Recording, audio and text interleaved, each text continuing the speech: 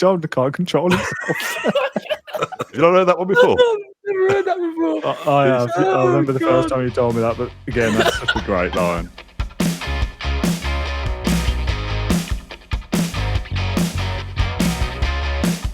Hello and welcome to Claret and Brew. I'm your host, Dan Rowlandson, joined by John Townley and Matt Kendrick every week to discuss whatever we like. Today's episode is my idea, but I don't want to do any of the work. So I want to hear, Matt, all about your press conference stories, your tales of being around the beat from about, 15 years ago. So I want to hear, I've heard some of these stories before, but I don't want to think about current day Aston Villa. And we're recording this before Brentford, so maybe the mood has changed a touch. Maybe it hasn't. But I want to kind of go all the way from that, go back to a different era, and hear some of your tales. Is that okay? Yeah, I mean, it is going back to a different era because I don't think the last time I was in the Villa press box and press conference room, probably about 15, no, not that long ago, 10 years ago, perhaps. How many club crests ago was it? Oh Christ, I don't know. We had the big cat chewing a wasp. We've had lots of different ones since then. As a reporter, it must have been 2014-15, Lambert's last season. But I have been back in the press box. I was there during the Championship years. Okay. I was there. I was definitely there for Dean Smith's debut, if you like. So. Yeah, it's a while ago. I bet I wouldn't recognise it now, to be honest. I bet it's had more than a lick of paint. Matt, just out of interest as a side note, before we get into some of these tales, did you know it was your last? Like, was it a change of this is my final game and I'm on to do a different job now? Or did you just go one day and you've not been back since? Or did you get a send-off in a fanfare? Oh, no, none of that, no. I think what happened was... Villa probably did. The party poppers and all sorts. Yeah. Change the locks.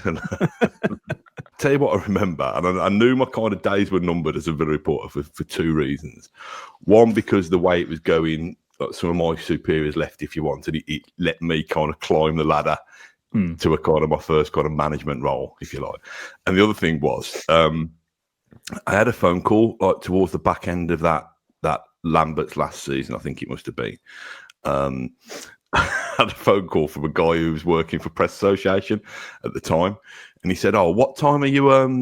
He said, "Can you give my apologies? I'm running late for this interview with Roy Keane." And I said, "What interview with Roy Keane?" And they hadn't invited me at all. They completely cut me adrift, and I thought, "Oh, blimey, I really am persona non grata." So, yeah, the signs were there, shall we say? John, obviously, you're doing Matt's role now from 10 years ago or whatever to a certain degree, obviously a little bit different. Have you got any kind of standout funny moments or moments with the manager where you, I don't know, even an opposition one? Emery's not really that vibe where you kind of have a laugh and a joke, is it? Yeah, I feel like I'm not doing my job correctly, that I haven't majorly annoyed Emery yet. Just a little bit like here and there potentially. No, nothing like springs to mind. I've been doing this job for 2 years, but nothing is comes to mind straight away. Nothing that will compare to probably what Matt's saying. The closest probably I've a come good thing, to be honest. Yeah, the closest I've come to it is. Sorry, go on. No, I was going to say, it's not a badge of honour to upset everybody. Mate. If you can manage to maintain the harmony, then that's definitely a good thing. Yeah. Closest I come to it was probably when it's actually completely different, but West Brom were playing Newcastle, so not even related to Villa, and Brucey was the Newcastle manager. Okay. I don't know if people have seen this one. It went viral at the time, so I think it was Craig Hope that was sitting behind me in this press conference, and Brucey's just gone after him for leaking a story that St. Maximin wants to leave the club, and he's staring him down and like shouting him in this press conference, and I'm there. I don't know how old I was, probably like 18 or 19 at the time, like just doing like work experience, and I'm cowering, and it wasn't even directed at me, thank God. But no, that's probably the closest I've come to any sort of blows in a press conference. Okay. Come on then, Matt. Let's dive back to whatever year, 2006 or something. Do you want to reel off some of these tales for us? You've just reminded me of a Bruce one, actually, which I still would have been rocking about then occasionally, apparently then. Brucey's final month, I suppose, and Villa were creaking, obviously the disappointment of Fulham the previous year. And I did this big 20-minute video. It must have predated you, Dan, 'cause you didn't arrive, did you, till a little bit later? Yeah. Can we dig this out? Can we dig this out? It's probably there somewhere, but it was slap bang down the middle of all the good things that he'd done in terms of how he'd give the club a bit of pride back and how he'd kind of steal the dressing room with John Terry and these good figures. And then it was all the bad things that he'd done in terms of how they'd lost direction and didn't know what they were doing. And it was literally 10 minutes of good and 10 minutes of bad. There's a popular misconception out there that, you know, we're all busy mates with Steve Bruce and he invites all the journalists round to garden parties where we eat kebab canapes and drink Nuki brown ale out of champagne flutes. Well, if that is the case, then I clearly don't get my invite. I'm no tactician, and I wouldn't ever want to go toe-to-toe with a manager of Bruce's experience about tactics. But surely the philosophy comes first, and then you sign players to fit into that philosophy, rather than just, you know, to me, it's almost like going on a trolley dash, you know, grabbing all the ingredients off the shelves and then just, we'll throw them back, throw them into a pan and make the recipe when, you know, we'll dream up the recipe when we get back. You know, it just seems to be kind of on the hoof and making things up as Aston Villa go along. So I just remember being sitting on the front row, and he just kind of went into some rant about, I don't know, kind of all the shit that you've been writing and all this. And anyway, that was fine. I could take that. Then do you remember when we beat Rotherham 2-0? Yeah. You know, Villa used to clip, they probably still do, clip a minute of the manager and stick it on Twitter. And he started having a massive go, you know, the local press are against us and all this kind of thing. And I spoke to Greg Evans, who was our Villa reporter at the time, afterwards, and he said, "You think that was bad?" He's absolutely. He said these swear words I've never even heard of that he was using to describe it. And I'm thinking, I'm not. And the thing that, you know, listen, the thing that really annoys me is all the points that I'd made. I'm not saying I'm Mystic Matt or anything, and you could see with your own eyes at the time, but football managers dig out reporters for calling them out on stuff. But when they get sacked, they don't dig out the owner because they want to keep everything sweet, don't they? So that was just funny hearing Greg saying, "Oh, Matt, I'm glad you weren't here. You've been absolutely annihilated." You gave 10 minutes of good. That's all right, isn't it? I'm surprised you even got that much, to be fair. Give us another one of these tales then. Give me something from the O'Neill era. Anyone who's listened to the podcast, we've been doing this 6 years. We're going to have told some of these stories before, I'm sure, but you and O'Neill had this kind of fierce battle for several years that culminated in an interview in a hotel in Birmingham a couple of years ago, where you kind of quashed some of that, but there's some pretty mad stories from back then as well, isn't there? Yeah, so the one again, none of this reflects particularly well on me. The one, obviously we met O'Neill, he was promoting his book, however many years ago, and I think somebody described that interview as crackling like an electrical storm or something, because there was this little bit of edge and bit of needle, wasn't there? Yeah, although I think we were friends, weren't we, by the end of it? I think so, yeah. So he left Villa under a cloud, obviously, gone, you know, what was it, 8 days before the start of the season? I remember the first time he came back to Villa, he came back as Sunderland manager, and I think we drew 0-0. And I think Craig Gardner was sent off for Sunderland, if I remember rightly. But anyway, so he comes out, does his press conference. I'm respectful to my colleagues, so I thought if I'm going to wind him up, I'll at least let everybody else get their questions out of the way first. Ian Taylor was there, and Pete Collier used to be the Sky reporter, big ginger fella, lovely guy, really funny guy. And they'd been drinking upstairs in the hospitality, so they'd come down and sat in the back of the press conference. And they said, "Oh, what are you going to say to him, Matt? What are you going to say to him?" Like two little naughty schoolboys, wind him up. Wind him up. A little devil on his shoulder. Yeah, like wind him up for old time's sake. I was like, oh. I heard him earlier in one of his responses. He mumbled the word sorry. You know, O'Neill, he was a great storyteller, but he'd always set off down one road with an answer and then double up and go somewhere different with it. So you couldn't really tell all the time where he was going with his responses. I heard him say the word sorry, and I knew completely that it wasn't in the context that I was going to pretend it was in. And I said, "Oh, excuse me." So I let everybody else finish. Said, Excuse me, Martin. I think I heard you say the word sorry during one of your previous responses, but I didn't quite get it all. Were you apologising for the timing and the manner of the way you left Aston Villa? And he kind of leapt out of his seat, and he was always it's always this ball of energy, wasn't he? O'Neill. He leapt out of his seat and he started pointing, and he said, if you don't mind, I won't take a question from you. And normally I don't have a quick comeback, but I just said, well, I said, I don't mind at all. Can I invite one of my colleagues to ask that question on my behalf? He like stormed out, and the press officer, the Sunderland press officer, I can't remember her name, a lady, she was like looking as if to say, what have you done? What's that? Yeah. And then you could just see like towels and Collie's like shoulders kind of shaking. It was, listen, we're laughing about it now. I did take my job, and I do take my job seriously, but it was petty. And, you know, John, if I've got any word of advice for you, people will annoy you, people will frustrate you, but just do your job honestly. Don't do any of that.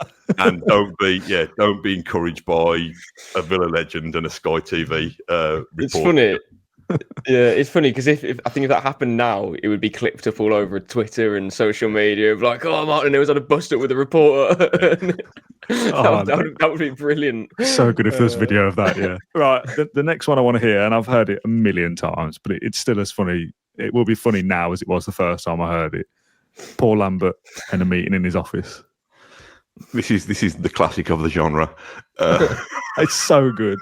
Relegation fans will remember that Wigan got relegated that year. I think they'd beat Man City in the FA Cup final on the Saturday, and then I think they went to Arsenal and lost to Arsenal, and Arsenal relegated them. So Lambert, fair play to him, kept his powder dry, and I put it down to the fact that I'd fallen out with O'Neill. Him and O'Neill were quite close from their times at Celtic, and I thought O'Neill might put a bit of poison down for me about it, but I don't think he did necessarily. I think Lambert learned to hate me quickly in his own right.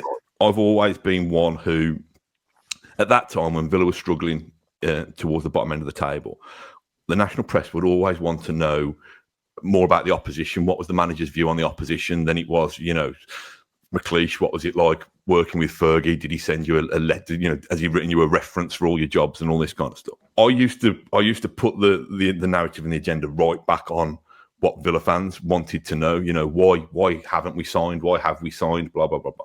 So anyway, so that's the why I needled him by doing my job over the course of the year. And Wigan stay up. I get a phone call from the press officer, a guy called Brian Dugan. He says, you've got to come and see the manager tomorrow at the training ground. And I'd not been in the manager's office all that year. So, you know, I had previously, when O'Neill was there, when McLeish was there, when Houllier was there, we'd had a regular kind of locals press, like one-to-one with the manager in midweek. But I'd not been there all season. And I said, well, I'm not coming tomorrow. I've got childcare. My son was like young, however old. I said, no, I can't. He said, well, you need to be there the following day. I said, that's fine. What time do you need me there? So anyway, I knew what I was in for, because the fact that he waited until Villa was safe, until he was going to kind of give me my medicine, if you like. So I've rocked up, and I did think at first about taking somebody with me as a little guardian or something. just so if my kind of... if my body was buried under the new training pitches, we got a witness or something. And I thought Lambert and Brian Dugan were going to kind of tag team and double up on me. I'm old enough to wind up Martin O'Neill. I'm old enough to go and, you know, ride this out on my own. But first of all, I hadn't been in his office for a while, or the manager's office. It had been reconfigured slightly. And his chair was kind of on a raised platform. It was almost like the kind of head teacher was here, and anybody else had to kind of look up to him. I'd only been in there about 30 seconds, and he's got this big pile of tweets that and this big pile of articles that he's printed off. I mean, I don't know how many trees were destroyed in this in this effort, but he starts getting really, really, really angry. You know, you've kind of heard about the kind of Fergie hairdryer treatment. To me, it was kind of fake anger that was designed to kind of put the frighteners up me, rather than, because I don't know how you get that angry in that moment. Yeah, do you not just think this is quite pathetic? Yeah, and he starts reading from these things, and it's a prompt for him to have a go at me on a tip about a particular story or a particular tweet. And he's getting really, really angry, and he's pointing, he's shouting, and he's swearing and stuff like this. And I'm thinking, oh my God. He starts screwing them up in a fit of rage and like throwing them around the room. And I'm like, what is happening here? What? This is just surreal. And I look across to the press officer, who I thought was going to be joining in on giving me a bit of a kicking. And he's just like, oh my God, what is happening here? So anyway, he throws these things around. And then after a bit, he tries to return to the point that he's been making on one of them, and he can't find it, because it's lying on the floor somewhere like a little ball of paper.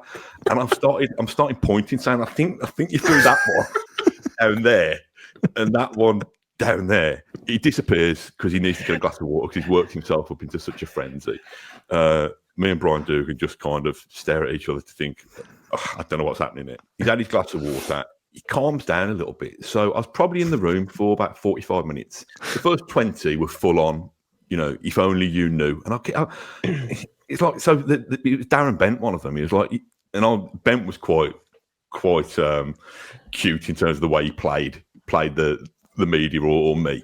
So Bent would always stop unofficially in the mixer and said, "Oh, Matt, I don't know what's going on. I'm the first at training. I'm the last leaving and all this." So I'd be writing this story saying, Darren Bent is being sidelined despite being a consummate professional and all that. And Lambert's like, "If only you knew about Darren Bent. If only you knew." I said, "Well, why don't you tell me then?" I said, "You're the manager. You're clearly running this club with a rod of iron. Who am I going to believe? The centre forward whose days are numbered, or you as the manager?" And I said, "I don't even need that detail." I said, "Just tell me if Alan Hutton's got a hamstring strain or whatever. I don't need your PIN number." Anyway, so he comes back in, and we had about 20 minutes, half an hour, really calm, really, really good, saying, "Okay, listen, we both misunderstood each other. Let's work together in future. Let's put this behind us and see how we can work." And then left with a handshake. And then on the Saturday, I can't remember where we played. We played away somewhere. And I sat on the front row of the press conference and asked him a few gentle, easy questions. He was like, "Oh, yes, Matt. Thank you, Matt. That's a good question, Matt." And it was like nice as anything. Then 3 months later, we Villa playing in Germany, and we rock up in the middle of some farmer's field, German 3rd division or something in the middle of nowhere. I can't remember what the place was called. Watched the match, and I didn't know where they're staying. And there's a Danish journalist who's taking the piss out of me a little bit because I think I stayed in Dusseldorf, and it ended up being about 60 miles away from where Villa's training base was. Villa had signed Jonas Okora Helenius, so he was standing like he was almost having coffee with the players in there, and I was like trying to get information from 60 miles away. Anyway, turn up at this match this lower tier German match. Watch the game. I let Jack Woodward, who's the Villa TV AVTV guy, do his thing. And I say to Paul, "Can I just get 5 minutes with you, for Birmingham Mail, Birmingham Live?" And he says, "No, Matt, we're not doing anything with you this week." What? He says, No, we're not speaking to you. I said, "Well, can I get a player?" No, we're not speaking to you. And then I just kind of fume. I come a kind of ball of anger. And the worst thing is, I've got a double-page spread in the following day's paper because I try to be quite resourceful and get ahead of the game and stuff. One of the pages is the course leader from his badges saying how he's the next best thing. He's going to be manager. And the other page is somebody who was on that course with him, almost echoing the same thing. I'm thinking, he's cut me completely adrift. I'm miles away from where they're staying. I'm miles away from knowing anything about what's going on. And the way I'm celebrating that is a double page kind of almost advert or reference saying how brilliant he is. And I think it was from then. And listen, this is where you've got to be kind of true to what the fans are thinking, what's actually happening, and kind of leave grudges to one side.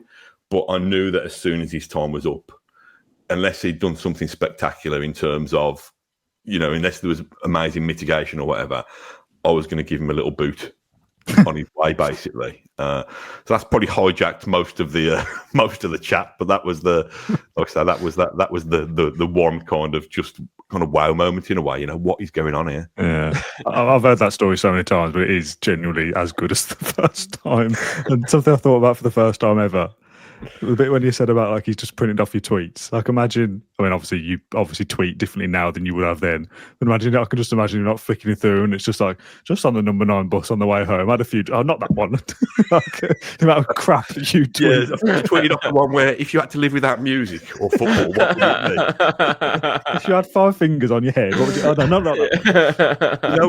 Do you know one of the tweets that I remember there? And I can't. Well, I remember tweeting it, and I remember it annoying him. I can't remember whether I saw it flying past my head.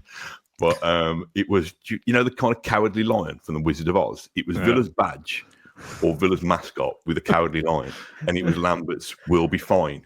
and he always used to say, "We'll be fine," or "I thought we were excellent." And I think it was that one that kind of was a bit too close to mocking him, which again, it probably was. Dan, as much as I'm laughing and joking about it, like 10 years on, I do accept my own place in this kind of pathetic stories, but I think he out pathetic me on that one. If I'm being honest. What's your reaction to hearing these stories in the way that the world is different now? I don't know how to phrase that question, but you know what I mean? Like, these kind of things wouldn't happen now, would they? Anywhere, really? No, I don't know. Maybe in some clubs, but certainly not at the moment. You know, I'm not going to be invited to Unai's office, and Unai's not going to grill me or anything. I don't think he has a clue about. Well, maybe he does, but I don't think he's scrolling on Twitter and trying to dig out what people are saying about his tactics and whatnot. I don't know if Lambert's more kind of precious to what people are thinking, if that makes sense. Whereas Emery is, with all respect to Lambert, Emery has won 4 Europa Leagues, and I don't think he has to prove anything to me or anyone else. You know, obviously we can criticise him and we will, but I don't think he's going to be so uptight to exactly what we're saying. I think he'd get frustrated or annoyed if we're reporting something that's not reporting something, but we're kind of going down an angle that's unfair, should we say? I think some managers of a previous generation almost seen their own managers. So if Lambert's played for O'Neill, he would have seen managers control the press, and it would have been pre-social media, so it'd have been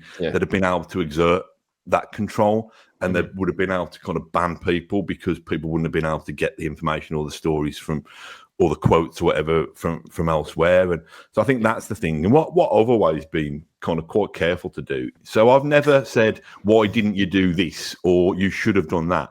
I've genuinely asked the question, can you explain, what your thinking was there, or can you explain, your thinking behind that substitution? And some people even think that line of questioning is, how dare you? And I'm not trying to do that. I'm not trying to score points. I'm trying to say, I want to explain. I'm here as a proxy for supporters. Because I want to don't know explain why you're doing it, because I don't fully understand it. But people get, and you understand, you can, it's a pressure environment, isn't it? They can't take it out on their millionaire footballers. They can't take it out on their chairman. They can't take it out, etc., etc. So who's in the line of fire? Sometimes the reporter is the easiest one to just lash out at, especially when you're annoying like me.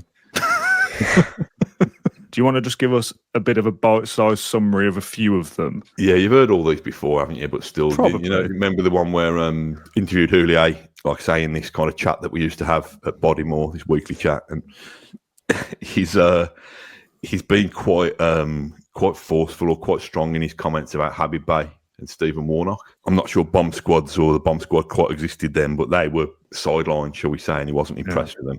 So I've done this, I've written it up, it's gone, on the back page of the Thursday's paper or whatever. I've not seen Houllier again until the Saturday after the match, and Brian Dugan, who's still the press officer, has wandered over and he said, "Oh, Matt, the manager wants to see you, Gerard wants to see you at the end of the match because he's not particularly happy with what you've wrote." And I thought, well, what have I wrote? I can't remember.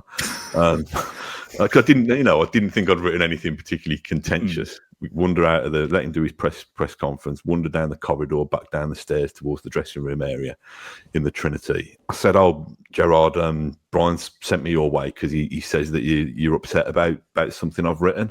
I think by then I'd found out it was this Habib Beye and Stephen Warnock piece, and he just put his hand gently on my arm and said, "Don't worry, they're a pair of."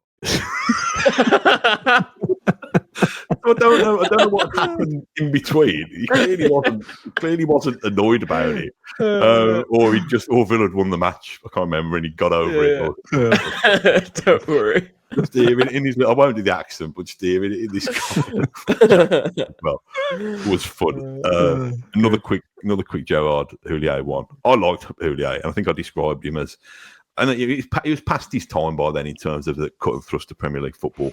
And I think I described it as being like an OAP who was going to the visiting old haunts, doing coach trips to the places where they remembered friends when they were kids and stuff, which is probably a bit unfair.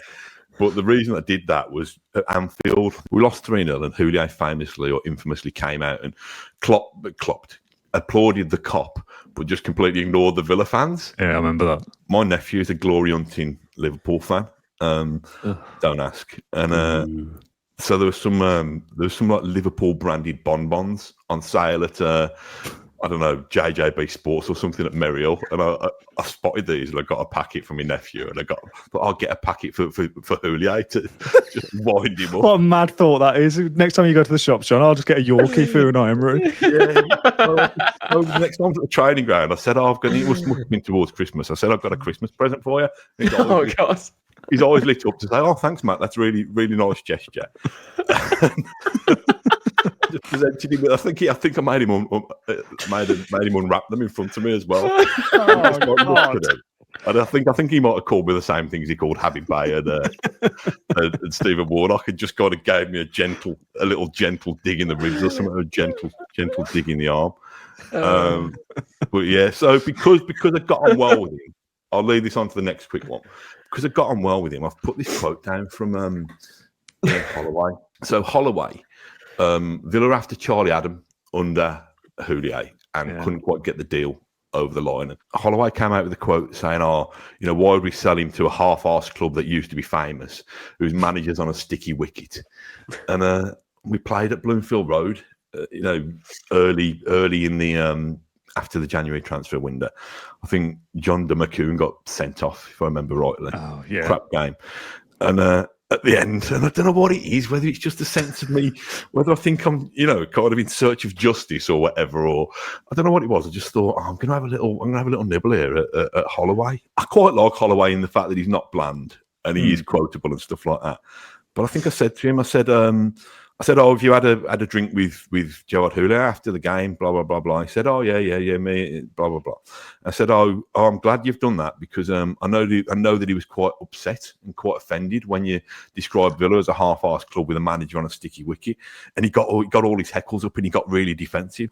And he said, you know him, do you? I said, yeah, I know him quite well. I'm the local reporter. I speak to him every week, and I've spoken about this situation. I know he was far from impressed with the way That's true. Did you make that up? No, it was true. I said, I know he was far from impressed with the way that you badmouthed him and the way that you badmouthed Aston Villa. And he just started kind of backtracking. And again, it was one of those ones. He allowed me to do a story. Ian Holloway eats humble pie in Climb Down as he apologises to. It also made me think, I've avenged something there. I protected the good name of Aston Villa. There's another Holloway one where he fielded a weakened team in a cup game at Villa Park. And Houlier's doing his presser, and we're asking Houllier, and somebody asks Houllier, what did you think about Blackpool fielding a weakened team and the integrity of the competition? Houllier is just giving a very standard, measured, diplomatic answer.